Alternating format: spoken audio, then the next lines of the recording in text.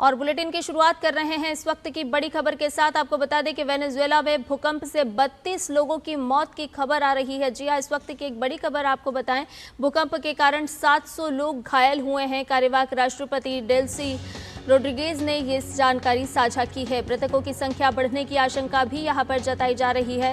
Venezuela में भूकंप के तेज झटके महसूस किए गए और भूकंप के कारण 700 लोग यहां पर घायल हुए हैं। कार्यवाहक राष्ट्रपति डेल्सी रोड्रिगेज ने ये जानकारी साझा की है। वेनेजुएला से ये बड़ी खबर है, जहां पर भूकंप के 2 बड़े झटके 2 बार महसूस किए गए। 7.2 और 7.5 तीव्रता का यह भूकंप आया। मृतकों की संख्या भी यहां पर बढ़ने की आशंका जताई जा रही है। भूकंप के 20 आफ्टर शॉट्स भी यहां पर झेले गए हैं। तो आपको बता दें कि 20 आफ्टर शॉक्स भी यहां पर आए और वेनेजुएला में इमरजेंसी की घोषणा कर दी गई है। एयरपोर्ट बंद कर दिए गए हैं। राहत और बचाव कार्य यहां पर लगातार चलाया जा रहा है। 2 भूकंप के बाद 20 आफ्टर शॉक्स। ला ग्वाइरा राज्य भूकंप से सबसे ज्यादा प्रभावित हुआ है। तस्वीरों में भी राहत और बचाव कार्य बता रहे हैं कि किस तरह से तेजी के साथ लोगों की जान बचाने का काम शुरू किया गया। ला ग्वाइरा में 1 दर्जन से ज्यादा इमारतें गिरी हैं। तस्वीरें भी आपके साथ हम साझा कर रहे हैं जो वेनेजुएला से आई हैं, जहां पर इमारतें ढहने की तस्वीर है। लोग अपना बचाव करते, अपनों का बचाव करते हुए नजर आ रहे हैं। माइकेतिया एयरपोर्ट नुकसान के बाद बंद कर दिया गया है। विमानतल को बंद किया गया है और आपातकाल की घोषणा भी की गई है। काराकास के पास स्थित है माइकेतिया एयरपोर्ट, जिसे बंद किया गया है। वेनेजुएला की राजधानी काराकास। और आपको बता दें कि 7.2 और 7.5 तीव्रता का तेज भूकंप वेनेजुएला में आया है। राहत बचाव कार्य लगातार यहां पर जारी है। इमरजेंसी की घोषणा भी की गई है। घायलों को अस्पताल पहुंचाया जा रहा है।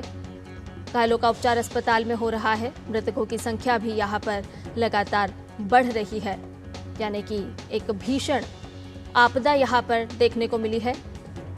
तेज भूकंप के झटके महसूस किए गए। कार्यवाहक राष्ट्रपति डेल्सी ने इस भूकंप से जुड़ी हुई जानकारी साझा की है। मृतकों की संख्या बढ़ने की आशंका भी जताई जा रही है, क्योंकि फिलहाल राहत और बचाव कार्य लगातार जारी है। वेनेजुएला में लगातार 2 शक्तिशाली भूकंप आए हैं, जिससे बड़े पैमाने पर नुकसान हुआ है। इमारतें ढह गई हैं और डरे सहमे कई लोग घरों से बाहर निकलते हुए अपनी जान माल की रक्षा करते हुए दिखाई दे रहे हैं। इन 7.2 और 7.5 तीव्रता के भूकंपों ने पूरे क्षेत्र को हिलाकर रख दिया है।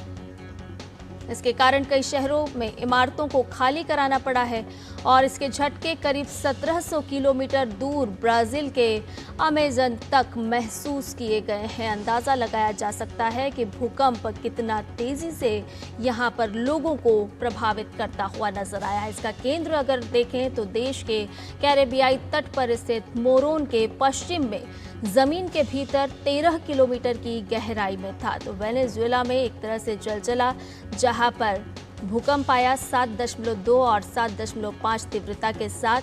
राहत बचाव कार्य, लोगों की जान बचाने का काम लगातार यहां पर किया जा रहा है।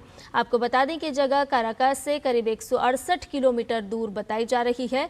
यूएसजीएस ने ठीक 1 मिनट बाद 7.5 तीव्रता के दूसरे और अधिक शक्तिशाली भूकंप की सूचना दी, यानी कि एक के बाद एक 2 बार भूकंप आया।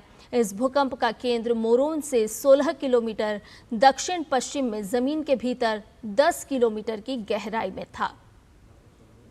कार्यवाहक राष्ट्रपति डेल्सी रोड्रिगेज ने बुधवार देर रात राष्ट्र के नाम एक संक्षिप्त संबोधन में कहा कि इन भूकंपों के कारण कई राज्यों में नुकसान हुआ है, लेकिन उन्होंने क्षतिग्रस्त हुए घरों, इमारतों, घायलों या फिर मौतों का कोई सटीक आंकड़ा नहीं दिया है, क्योंकि फिलहाल प्राथमिकता है लोगों की जान बचाना। उन्होंने कहा कि भूकंप ने देश के मुख्य हवाई अड्डे सिमोन बोलीवर अंतर्राष्ट्रीय हवाई अड्डे को बुरी तरह नुकसान पहुंचाया, जिसके कारण उसे बंद करना पड़ा। उन्होंने ये भी कहा कि अगले कुछ दिनों के लिए स्कूल और कॉलेज की छुट्टियां घोषित कर दी गई हैं। उन्होंने देश के सभी स्वास्थ्य सेवा पेशेवरों से भी अपील की है कि वो घायलों की मदद के लिए तुरंत अस्पतालों में अपनी ड्यूटी पर पहुंचें। राजधानी काराकास में राहत और बचाव अभियान लगातार जारी है। बचाव दल ढही हुई इमारतों के मलबे में फंसे लोगों को निकालने में जुटे हुए हैं। वीडियो में काराकास में एक ढही हुई इमारत के मलबे से एक व्यक्ति को सुरक्षित बाहर निकालते हुए भी देखा जा रहा है, जो साफ तौर पर दर्शा रहा है कि कितनी तीव्रता के साथ राहत और बचाव कार्य यहां पर किया जा रहा है। फाल्कन प्रांत के गवर्नर विक्टर क्लार्क ने कहा है कि 32 लोगों को अस्पताल में भर्ती कराया गया है और घटना के 4 घंटे से अधिक समय बाद भी 15 लोग मलबे में फंसे हुए हैं। वेनेजुएला में एक सदी से भी अधिक समय में आए इन सबसे शक्तिशाली भूकंपों के झटके शाम 6 बजे के बाद महसूस किए गए।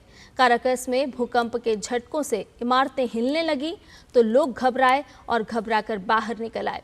लंबे समय तक खुले स्थानों पर लोग मौजूद रहे।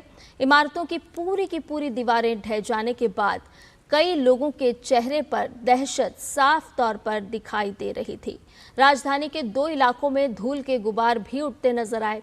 ये ऐसे व्यस्त क्षेत्र हैं जहां आमतौर पर रेस्तरां और अन्य कारोबारी प्रतिष्ठानों में काफी चहल पहल रहती है। इमारतें ढहने, बिजली के खंभे गिरने और मलबे के कारण सड़कें भी अवरुद्ध हो गईं।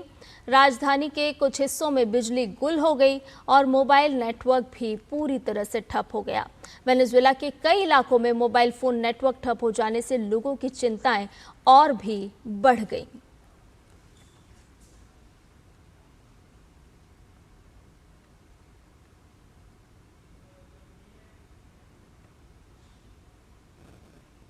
तो वेनेजुएला के गृह मंत्री दियोसदादो काबेलो ने कहा है कि भूकंप के झटके कई राज्यों में महसूस किए गए होंगे। उन्होंने बताया कि काराकस के अल्टामिरा इलाके में मकानों और इमारतों के ढहने के कारण स्थिति चिंताजनक बनी हुई है।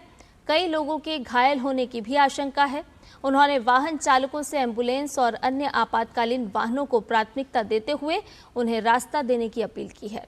उन्होंने लोगों से सावधानी बरतने की अपील करते हुए कहा कि बच्चों और बुजुर्गों का विशेष ध्यान रखें, एक दूसरे से संपर्क में रहें और ये सुनिश्चित करें कि किसी को कोई नुकसान ना पहुंचे।